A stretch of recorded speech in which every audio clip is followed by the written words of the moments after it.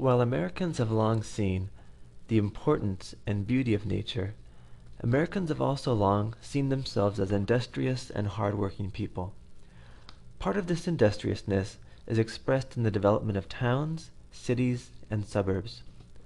Oftentimes, the realities of development have come into tension with the American desire to preserve the landscape and the natural environment.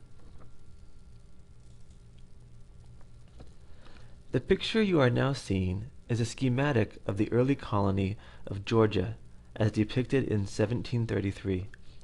This image shows the effect that many early colonies had on the environment. In fact, even the architecture and schematic layout itself gives hints as to the philosophy of the colonial inhabitants. We might first notice that trees have been cleared out entirely to make room for the town. For many colonial settlements, clearing out the forest was synonymous with bringing in civilization. Establishing civilization meant overcoming and conquering nature. You might also notice the predominance of right angles in the image. Rectangles and squares are the primary forms. They make up the shape of the settlement itself, the shape of the plots of land, and the shape of the individual buildings within these plots. We can find many places where colonists describe this gridwork ordering as being representative of what it meant to create rational, civilized, well-ordered architecture.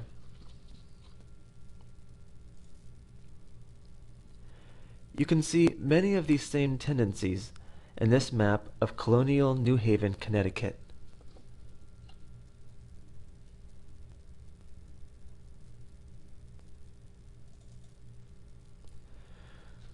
We can contrast the shapes and forms used in the colonial architecture with the shapes and forms used in Native American architecture.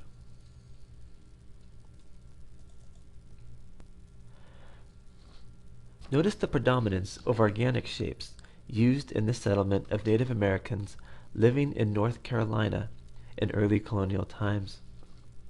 The settlement itself is round, the huts circle around each other in rough concentric circles, and the roof and frames of the houses have gently sloping shapes.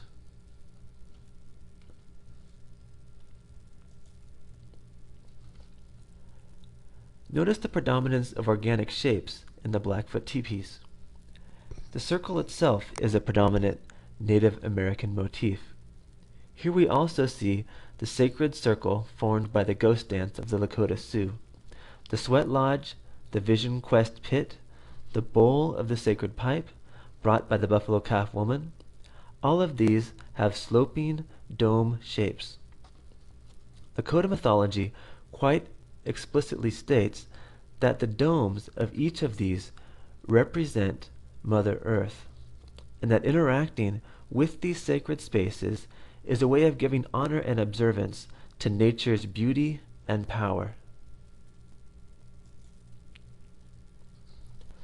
But the trend of conquering nature with the beauty of the functional grid remains a central trend in non-Native American architecture.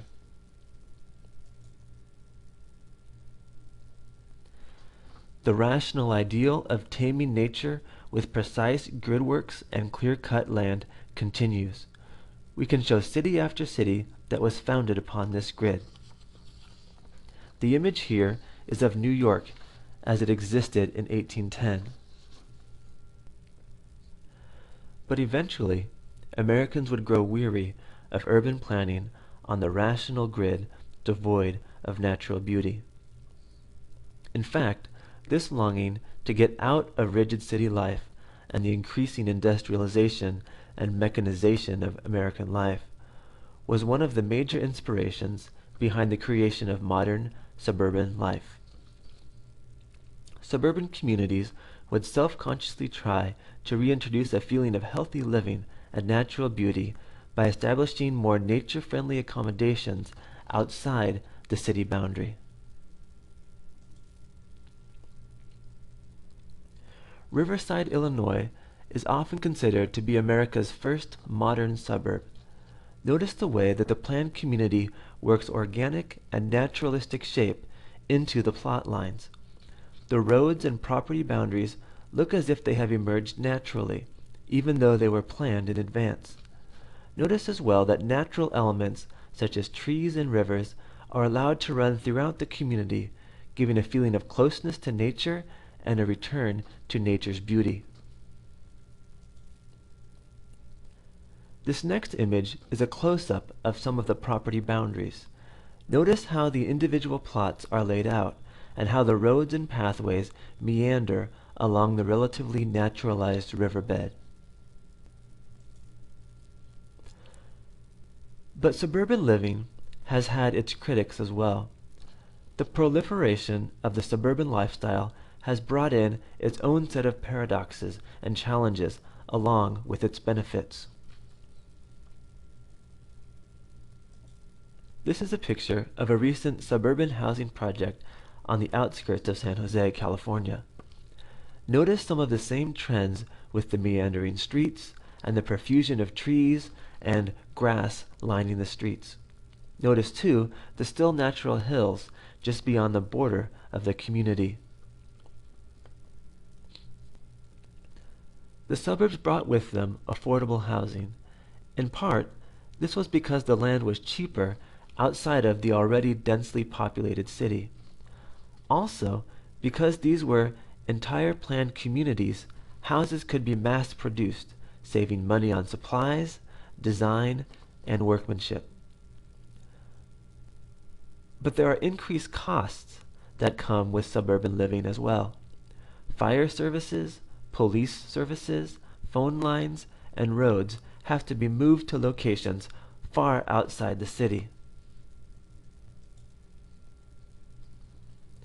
Because suburban communities have larger lots for people who want beautiful yards, and because individual houses are more spread out than in the city, more resources are used in the creation of roads, and more infrastructure has to be built between the houses. Beyond the monetary cost, nature itself pays a toll. The roads and infrastructure, and even the backyards, destroy natural habitats, at the same time that they remake suburban living into a more naturalistic mode of existence when compared to crowded city life. The cars driving those longer roads will also produce more pollution and have more carbon emissions as a result of their longer commutes.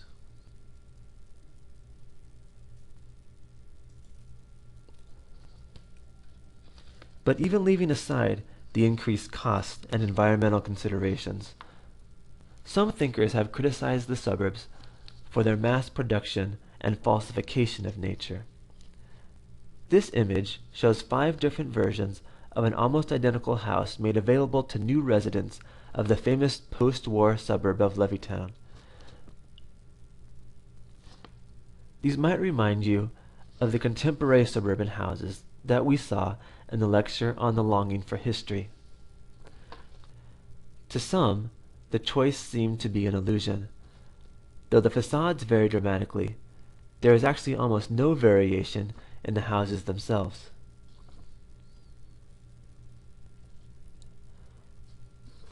Some thinkers have also found the recreation of nature offered by suburban living to be less than satisfactory.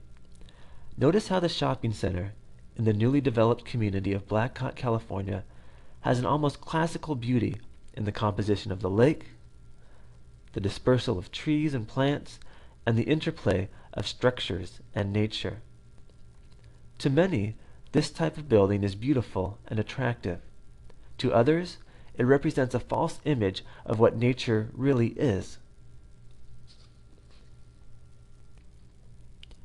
Our next assignment will involve looking at these concerns and the ideals of nature we have discussed throughout this module and drawing some practical applications. In particular, I will ask you to think about how you would want the development of our community to progress as we move into the future. Hopefully, you will be able to think of some creative ways to balance the necessity of development with the ideals of nature.